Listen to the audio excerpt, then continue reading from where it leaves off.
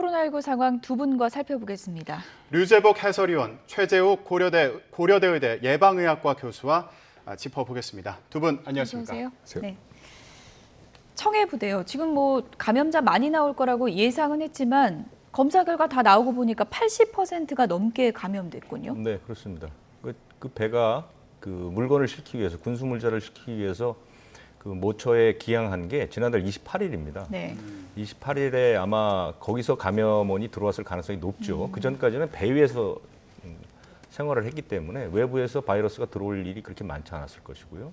그런데 문제는 28일에 기항을 하고 2일에 첫 감기 증상 환자가 나왔다는 거죠.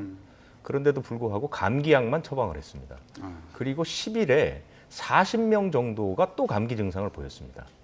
그랬는데 그때도 역시 간이 검사 키트만 활용을 해서 전부 음성이 나왔기 때문에 아무 일 없다는 듯이 그냥 지나간 것이죠. 첫 환자가 나온 게 15일입니다. 그러니까 첫 증상부터 환자가 나올 때까지 13일이 걸렸죠. 그러니까 13일 동안 이 독립된 공간에서 아마 상호 교차 감염이 엄청나게 일어났을 가능성이 높고요. 그래서 80% 이상이 감염됐으리라 이렇게 추측이 되는 겁니다. 교수님, 그러면 지금 상황을 볼 때도 국내 감염 가운데 역대 최다 규모다 이렇게 얘기가 나오고 있는데 앞으로 확진자가 더 늘어날 수도 있다 이렇게 봐야 되는 상황일까요? 네, 검사 상황에 따라서 추가로 더 늘어날 수 있고요. 그러한 부분은 불가피한 상황이고 과거에 교정시설과 같은 그러한 밀폐, 밀집, 밀접 그리고 장기간 동일 공간에서 활동하는 이런 특성상 감염이 우려가 굉장히 큼에도 불구하고 여러 가지 조치가 좀 미흡했던 점은 여실히 좀 확인이 되고요. 여기서 이제 앞으로 이런 유사한 사례가 발생하지 않도록 좀 면밀하게 원인을 찾아보는 거가 또 중요하겠죠. 예, 지금 이제 수송기가 파견이 돼가지고 이제 그 장병들을 데리고 온다고 하는데 지금 상황이 확진자도 있고 또 이미 폐렴 증상을 보이는 장병도 있다고 하고요. 모두 이제 상황이 다르지 않습니까? 이걸 좀 선별해서 대응을 하는 게 중요하지 않겠습니까? 꼭 그렇진 않고요. 지금 상황에서 이제 한 분 정도가 이제 약간 위중증 폐렴이 있어서 그분이고 나머지 분들은 이제 아무래도 좀 경미한 증상으로 좀 있다고 합니다. 그래서 지금 충분히 이송이 가능한 상황이라는 것은 이제 의료진의 판단에 따라서 하는 것이기 때문에 그 점은 걱정 안 하셔도 되고요. 아마 지금 남아있는 현안 이슈 중에 중요한 것은 이제 현재 의료진이 파견 가 있으니까 진료는 잘하되 추가로 이제 새로운 인원들이 가서 그 함정에서 근무하게 될 때 함정 내에서의 이 시설 내 감염으로 인한 전파 우려라든지 기타 이 눈에 보이지 않는 곳까지 함정이라는 곳이 겉에 보이는 것이 아닌 눈에 보이는 환기 시설이라든지 이런 시설까지 소독과 방역을 철저히 해서 추가 감염이 발생하지 않도록 하는 부분들 이런 부분들 굉장히 신경 써야 되지 않을까 싶습니다. 그렇군요. 그러면 이제 이 장병들을 국내로 데려오게 되는데 이후의 절차는 어떻게 되는지도 좀 짚어봤으면 좋겠어요. 아까 최 교수님 이제 환기 문제 얘기하셨는데요. 지난해 초에 일본의 그 유람선에서 한 3천여 명 그 승선했던 유람선에서 706명이 확진된 사례가 있습니다. 그랬죠. 그때 이제 가장 잘못했던 조치는 요코하마항에 입항을 한 뒤에 이 승선했던 그 손님들을 하선을 시키지 않고 선내 격리를 시켰거든요. 근데 이제 이 무무대왕함은 4,000톤이라서 이제 규모가 좀 크긴 하지만 환기 시스템이 단일화게 돼 있습니다. 배 내에 그 환기가 한 가지 시설에서 환기가 전체로 도는 그런 그 시설로 돼 있거든요. 그렇기 때문에 엄격한 의미의 격리가 사실상 쉽지 않습니다. 그래서 아마 이렇게 환기가 안 되는 상황에서 집단 감염이 일어난 것 같고요. 지난해 그 다이아몬드 프린세스호도 이제 마찬가지로 모든 사람들을 선내의 객실에 격리를 시켰는데도 불구하고 확진자가 나왔단 말이죠. 그렇기 때문에 이번에 이제 도착을 하게 되면 이 비행기 수송기가 도착을 하게 되면 방역을 이제 두 번에 걸쳐서 하는데 첫 번째는 우선 여기서 그 무대왕함을 운항해서 우리나라로 이제 몰고 오는 그 인력들이 한 150명 가는데요.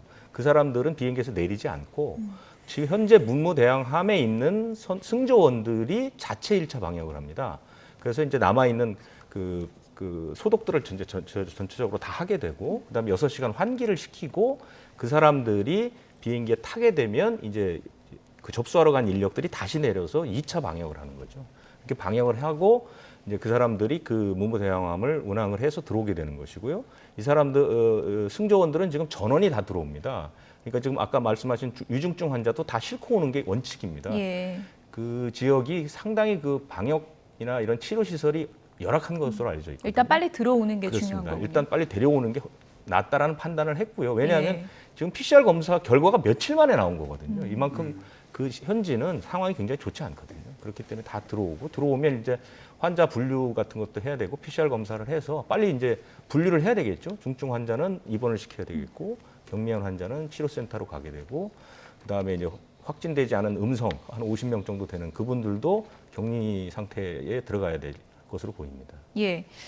애초에 빨리 확진자를 찾아내지 못한 이유 중에 하나로 이제 진단검사 키트 얘기를 많이 하시는데 또 일각에서는 이렇게 진단검사 키트를 한 번만 하고 음성을 나왔다고 해이해진 거는 문제다. 진단검사 키트는 2번 정도는 시일을 두고 좀 확인해 봐야 된다. 이런 지적도 있더라고요. 예, 물론 분명히 잘못된 겁니다. 그 간이 진단 검사 키트는 지금과 같은 함정에서의 근무에 사용하면 안 되는 거가 원칙이고요. 예. 이거는 뭐 여러 차례 말씀드렸습니다만 지역 사회 내에서 자발적으로 무증상 감염자를 찾아내기 위해서 원래 기획된 것이지 예. 이런 함정과 같은 위험성이 크고 증상이 의심되는 경우에 PCR 검사 바로 했었어야죠. 예. 그리고 PCR 검사를 하기 어려운 상황이면 즉각적으로 격리 조치하고 하선을 해서라도 검사를 하는 것이 원래 순서고 그게 스탠다드인데 이런 그 진단 검사 키트의 사용이나 활용을 좀 적극적으로 제대로 하지 못한 측면은 예. 분명히 지적돼야 됩니다. 초기 대응이 상당히 아쉬운 부분이 많은 것 같습니다. 네, 알겠습니다. 자, 저희가 지금 그 청해부대 승조원들과 관련된 얘기를 좀 하고 있는데 하나 좀 짚고 넘어갔으면 좋겠는 게 아까 환기 문제를 얘기하시지 않았습니까? 그런데 이후에 파병된 장병들 같은 경우는 백신 접종을 했더라도 근무 환경은 똑같은 거잖아요. 현재 돌파 감염이 또 문제가 되는 상황이기도 한데 앞으로 이런 감염 사례를 막기 위해서 특히 유의해야 될 점이 있다면 뭐가 있을까요? 글쎄 뭐 환기는 이제 기술적인 문제니까 적절히 다 잘 관리하면 될 것이고요. 지금 그 백신 접종을 완료했다 하더라도 돌파 감염 사례는 분명히 있습니다만 돌파 감염 사례는 사실 숫자적으로 그렇게 많지는 않고요. 그것보다 더 중요한 것은 돌파 감염이 있다 하더라도 추가로 다른 사람이 전파시키거나 위중증 환자로 가는 부분은 거의 기존 백신과 큰 차이가 없기 때문에 예. 그 점에서는 매우 긍정적인 측면이 있다. 그래서 백신 접종은 반드시 필요하고 그로 인해 효과가 있다는 점을 강조드리고 싶습니다. 예.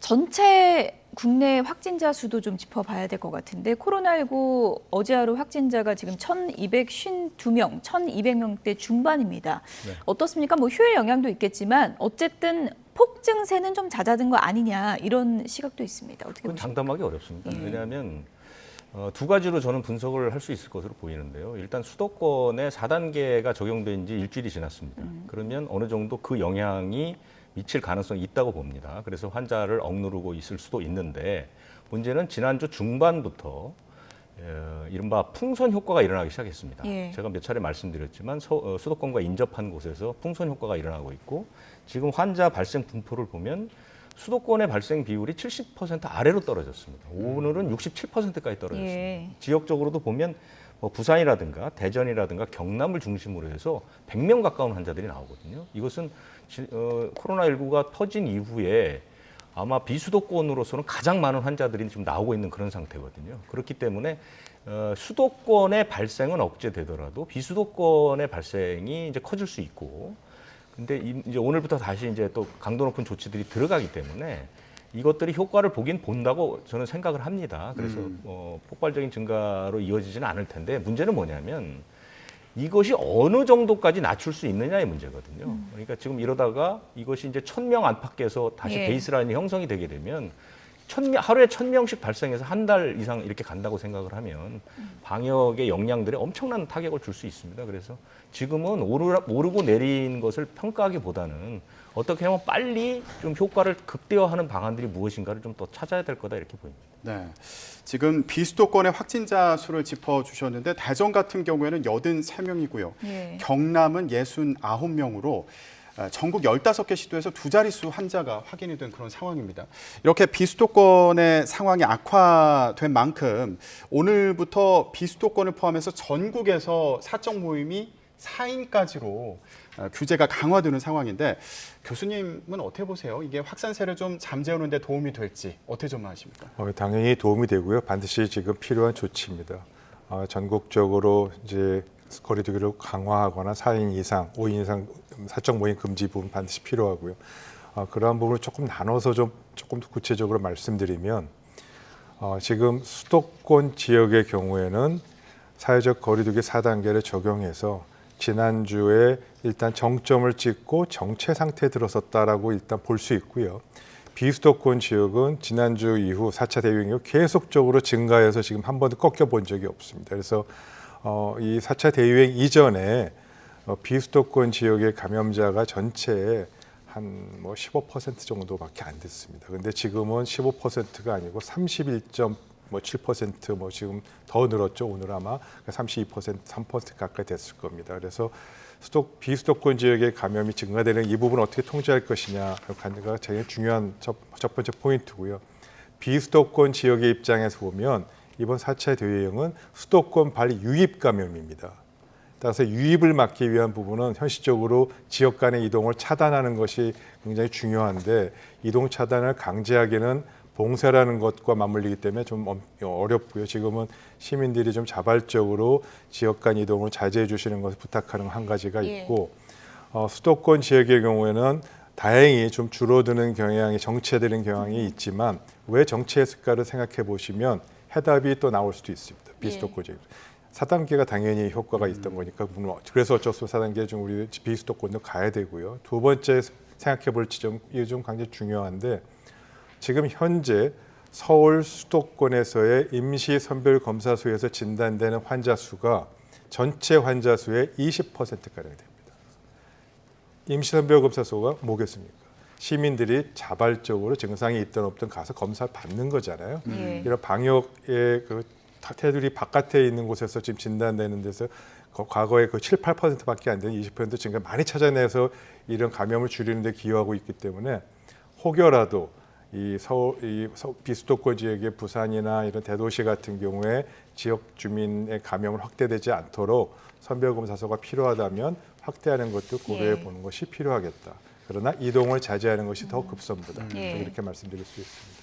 워낙에 확진자 수 추이에 따라서 거리두기 단계가 변동이 있고 지역별로 다르고 하다 보니까 또 이제 거리두기 단계 이렇게 수칙이 나와도 내용이 좀 헷갈린다 이런 분들이 많은 것 같습니다. 저희가 몇 가지 좀 궁금증을 그래픽으로 정리를 좀 해봤는데요. 먼저 첫 번째 질문을 좀 보겠습니다. 지방 사는 부모님 뵈러 가도 될까요? 이 부분이 궁금한 분들 많습니다. 어머니가 좀 편찮으신 경우도 있고 그렇지 않습니까?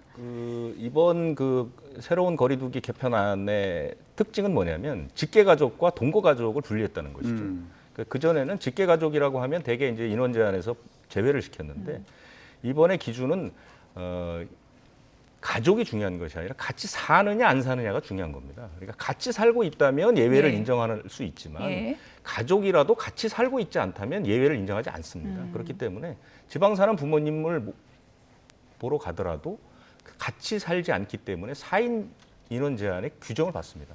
그래서 4명 이상이 모일 수가 없는 겁니다. 이것은 집 안이나 집 바깥 동일합니다. 그걸 아셔야 됩니다. 예. 그런데 이제 워낙에 좀 코로나 사태 기간이 길어지다 보니까 또 가족끼리 모임이 너무 좀 모이기가 힘들어지고 부모님 같은 경우에는 또 보살핌이 필요한 경우도 있지 않습니까? 이런 경우 좀 힘들다는 분들 많은 것 같아요. 인원이 제외되는 경우는 임종을 지킬 때 그때는 인원 제한에서 제외가 되지만 그 외에는 그 4인 이상 모이지 못하는 것이 규정을 받습니다. 그러니까 제사도 당분간은 좀 지낼 수 없게 되는 거군요. 그렇습니다. 네. 직계가족이더라도 같이 살지 않으면 집안에서 모이는 것도 안 된다. 안 됩니다. 그러면 돌봄이 필요한 경우도 같이 사는 경우에만 해당이 된다고. 그러니까 돌봄은 어느 정도 어린 아이들에 대한 돌봄이 있지 않습니까? 이런 것들은 예외가 됩니다. 이런 것들은 예외가 되는 것이고요. 그러니까 우리 맞벌이 부부라서 우리 아이를 어떤 분이 와서 이제 돌봐준다. 거 있지 않습니까? 이런 부분들은 이제 예외가 됩니다. 그런 것들 아주 제한적인 부분만 예외가 되는 것이고 기본적으로 같이 살지 않으면 4인 제한에 걸린다는 것을 아시는 게 가장 중요합니다. 아동이나 노인 그리고 장애인 돌봄이 등 돌봄 인력은 예외가 되지만 따로 사는 직계가족이 주말에 부모님을 만나러 간다거나 이런 그러니까요. 경우는 안 된다는 예. 거 유의하셔야겠습니다. 자, 그러면 이런 경우도 있어요. 식당이나 카페를 방문하는 경우가 있는데 지금 함께 사는 가족 같은 경우에는 괜찮다고 하는데 그렇다면 어떻게 함께 사는 가족을 증명할 수 있을지 저희가 질문 준비했는데 한번 보여주시죠. 네, 그러니까 같이 사는 가족이어서 밖에서 이 4인 모임과 상관없이 같이 밥을 먹을 수 있는 것으로 알고 있는데 동거 가족인 경우에요. 근데 주변에서 불편한 시선으로 볼 수도 있잖아요. 그리고 식당에서 안 된다고 할 수도 있고 이런 경우에 예. 어떻게 해야 되는지. 이게 가장 많이 받는 질문이죠. 그러니까 같이 사는 식구끼리 저녁을 먹을 수 있느냐 이 문제거든요. 그렇죠. 그런데 원칙적으로는 이 증명을 해야 됩니다. 같이 살고 있다는 것을 증명하는 증명서가 이제 가족관계 증명서라는 게 있고 주민등록 등본 같은 게 있지 않습니까? 이런 것들을 사실상 지참을 하면 됩니다. 지참을 해서 증명을 하게 되면 식사를 할 수 있는데요. 예. 근데 이게 굉장히 불편합니다. 그리고 아까 앵커께서 얘기하신 것처럼 주변에서 뭐 증명원을 여기 몸에 달고 다닐 수도 없는 거죠. 그렇죠. 그렇기 때문에 이 취지를 좀 이해하셨으면 좋겠는데요. 이게 이 4단계라든가 이 고강도 방역 그 조치를 내린 이유는 아주 강력하게 짧은 기간 동안 한번 그 모임이나 만남 자체를 확 줄여보자는 그런 의미거든요. 그러니까 예. 당분간은 좀 불편하시더라도 사실은 좀 자제할 필요가 있지 않나. 이것이 취지에 맞지 않나 저는 그렇게 생각합니다. 예. 다소 헷갈리는 방역 기준 저희가 하나하나 좀 질문으로 짚어보고 있는데요. 다음 질문도 좀 그래픽으로 확인을 해보도록 하겠습니다. 결혼식 할 때 사회자 그리고 사진사도 이 인원 제한에 포함이 되나요? 이렇게 궁금해하시는 분들 많더라고요. 그러니까 이런 사회자, 사진 촬영 기사, 그다음에 이제 결혼식에 도와주는 분들이 예, 있죠. 뭐 이런 축가 부르고 분들은 이런 분들 있잖아요. 그 행사의 필수 인력이기 때문에 예. 그 모임 인원에 포함되지 않습니다. 그러니까 이분들은 상관이 없고요. 순수하게 이제 모임을 축하해 주는 분들, 그다음에 모임에 그 참석하시는 분들, 이분들을 기준으로 49명 이렇게 제한이 되어 있는 것이죠. 예. 네. 이런 행사가 있을 때는 규정이 어떻게 되는지 하나하나 따져보는 것도 중요한 일이 될 것 같아요. 미리 한번 문의를 하시고요. 알아보신 다음에 가셔야지. 혹시라도 본의 아니게 이 그 방역 수칙을 위반할 수가 있거든요. 그렇기 때문에 네. 반드시 알아보셔야 됩니다. 네. 교수님 이 부분도 좀 궁금한 것 같아요. 요즘에 이제 휴가 예약하는 분들 상당히 많은데 어떻습니까? 가족끼리 가면은 그것도 인원 제한이 좀 되는 건가요? 예, 현재는 인원 제한에 문제 됩니다. 물론 뭐 가족관계 증명서를 갖고 또 그런 걸 통해서 뭐 식사라든지 이런 부분을 예. 해볼 수도 있겠습니다만 식당 주인이 일단 좀 일일이 확인하기도 어려운 부분이 있을 것 같아요. 거의 예. 불가능하다고 보고요. 예. 아까 말씀해 주신 대로 이 제도의 취지를 좀 이해해 주시고 우리 국민들의 자발적 참여와 협조를 통해서 이런 부분을 해결해 나가는 것이 우선적으로 가장 중요한 것이 아닐까. 그리고 이 부분은 뭐 계속하는 것도 아니고 당분간 4단계가 적용되는 2주 또 길어야 4주 정도만 이 부분에 적극 협조해 주시면 많은 부분이 불편함이 해소될 수 있을 거라 생각됩니다. 알겠습니다. 거리두기 격상 그리고 사적 모임 규제가 강화되면서 여러 가지 확인해야 될 사안들이 많은 상황입니다. 그만큼 코로나19 상황이 심각하기 때문일 텐데 최근에 이 4차 유행 때문에 방송가도 직격탄을 맞았거든요. 적지 않은 프로그램 출연자 또 제작진들이 감염된 그런 일들이 벌어지고 있는데 그러면서 공연이 잇따라 취소되거나 또 연기되는 경우도 있습니다. 그런데 최근에 한 공연이 주목을 받았습니다. 가수 나훈아 씨가 지난 주말에 대구에서 콘서트를 열었는데 어떻게 해서 여기 된 건가요? 그러니까 새로운 거리두기는 2단계에서 4단계까지는 5천 명까지 입장이 가능합니다. 그러니까 수칙 위반은 아닌 거죠. 위반이 예. 아니죠. 예. 그러니까 미리 좌석을 지정하고 정규 공연, 그러니까 임시 공연이 아니고 계획된 공연이라면 5천 명까지 입장이 가능하죠. 근데 그 부분은 참 얘기들이 많습니다. 우리가 지금 수도권 같은 경우는 6시 이후에는 2명 이상도 만나지 않는데 그것은 뭐냐면 만남이나 접촉을 줄이자는 거거든요. 그런데 서로 각기 다른 곳에 사는 사람들이 다른 환경에 있던 사람이 5천 명이 한 자리에 모인다는 것은 어쨌든 위험합니다. 그리고 공연장만 있는 것이 아니고 공연장 주변이 있거든요. 저 공연도 보면 지금 화면에 나오는 것처럼 저렇게 다닥다닥 서 있습니다. 전부들. 예. 저분들이 다 잠재적 감염자일 가능성도 있는 것이거든요. 그러니까 규정 자체가 중요한 것이 아니라 접촉을 줄인다는 대의가 중요하다고 보는 것이고요. 그런 측면에서 사실은 지금 콘서트가 예정돼 있던 콘서트가 굉장히 많습니다. 왜냐하면 7월쯤부터 그 완화된 거리두기가 된다는 그 기대감들이 있었기 예. 때문에 우리 저런 공연이라는 게 뭐 하루 이틀 전에 준비된 게 아니잖아요. 그런데 거의 많은 공연들은 다 취소가 됐는데 저렇게 이제 강행하는 공연들이 있거든요. 예. 그런데 저것은 방역적 측면에서만 보자면 아주 바람직하지 않다고 볼 수 있죠. 예.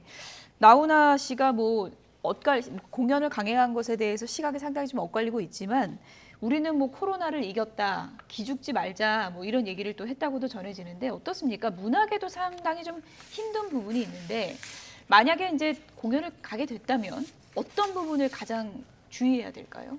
네, 뭐 가장 중요한 것은 그 마스크 착용하고 개인 손 씻기겠죠. 그게 이제 개인이 해줄 수 있는 최대한의 조치고요. 환호하거나 막 소리 지르는 것도 조심해야 되죠. 안 되죠. 예, 네. 그런 부분은 어렵고요. 불가능하다고 보시고 또 그 안에서 같이 춤을 추거나 이런 것들 예. 이런 부분들에 대한 부분은 꼭 자제해 주시기를 바랍니다. 네. 지금 공연에서 마스크를 쓰고 보더라도 함성을 지르는 거는 안 되는 노래를 부르거나 함성을 지르거나 춤을 추거나 다 금지되어 있습니다. 예. 그냥 이렇게 손뼉만 조용히 칠 수 있는 건가요? 네, 뭐 손뼉도 자제하라고 하는 것이죠. 예. 근데 이제 좀 중요한 부분이 화장실을 그 수천 명이 같이 이용하다 보니까 감염의 온상이 될 수 있다는 지적도 많더라고요. 그러니까 화장실이나 공용 공간을 통한 집단 감염 사례가 무수히 많이 나왔죠. 예. 저 외국은 어느 시장에서 화장실 문고리 하나 때문에 수백 명이 감염되기도 했지 않습니까? 예. 그러니까 굉장히 공용 공간이라는 게 바이러스들이 묻어 있을 수 있고요. 그 네. 바이러스가 묻은 것을 손으로 만지게 되면 손이 이제 눈이나 코나 입을 통해서 감염이 되는 거니까요. 굉장히 위험합니다. 그리고 노래방 같은 경우도 보면 거의 공용 공간을 통한 감염이거든요. 예. 그러니까 이런 부분들은 사실은 좀 자제하는 게 바람직하다고 볼 수 있죠. 이런 공연장에 갈 때는 손 소독제를 가져간다든지 개인 방역을 위한 준비가 좀 필요할 것 같아요. 물론 뭐 개인적으로 그런 걸 지참해 가면서 하는 것도 당연히 필요하겠습니다. 근데 그것보다 더 중요한 것은 행사 관리자들, 시설 관리하는 측면에서 계속적으로 이런 공용 공간을 소독하고 체크하고 관리하는 이런 부분들이 우선적으로 더 중요하겠죠. 그래서 예. 개인이 해야 될 부분과 시설 관리자가 해야 될 부분 두 가지가 다 꼼꼼하게 들여다보면서 빠진 것이 없는지 체크하는 것이 반드시 예. 필요합니다. 끝으로 간략하게 교수님께 이 부분 짚어보고 좀 마무리하겠습니다. 고3 학생들 이제 예방 백신 접종을 하게 되잖아요. 공부한 학생들이다 보니까 백신 접종하고 나서 공부를 이렇게 계속 해도 되는 건지 어떤 걸 주의해야 될지 궁금해하던데요. 어떤 게 있을까요? 뭐 여러 가지 지금 그 방역 당국에서 발표한 바가 있습니다만 그 방역 당국이 얘기한 지침과 공고 사항을 정확히 좀 학부모 여러분 또 당사자들 읽어봐 주시면 좋겠고요. 거기에서 지금 가장 중요한 것은 혹여라도 있을 부작용에 대해서 관심 갖고 봐달라. 그리고 그런 관심 갖고 받을 부작용 중에는 가슴 통증이나 뭐 여러 가지 그런 증상들이 얘기하고 있고 예. 백신 접종 후에 바로 귀가하는 것이 아니고 거기서 좀 대기하고 있다가 이상 반응이 발생하는지를 예. 들여다보고 혹여 집에 있으면서도 추가적으로 며칠 후에 증상이 발생할 경우에는 이런 증상이 발생하면 바로 곧바로 보건소나 의료기관과 예. 연락해서 진료를 받도록 하는 이 부분이 가장 중요한 것이고요. 그런 것만 잘 지켜진다면 이번 고3 수험생에 대한 백신 접종으로 인한 많은 문제점이 혹여라도 있다 하더라도 해결될 수 있을 것이고 뭐 늦게까지 공부하고 이런 건 괜찮은 건가요? 괜찮습니다. 예, 알겠습니다. 여기까지 듣도록 하겠습니다. 유재복 해설위원 그리고 최재욱 고려대 의대 예방의학과 교수 두 분이었습니다. 고맙습니다.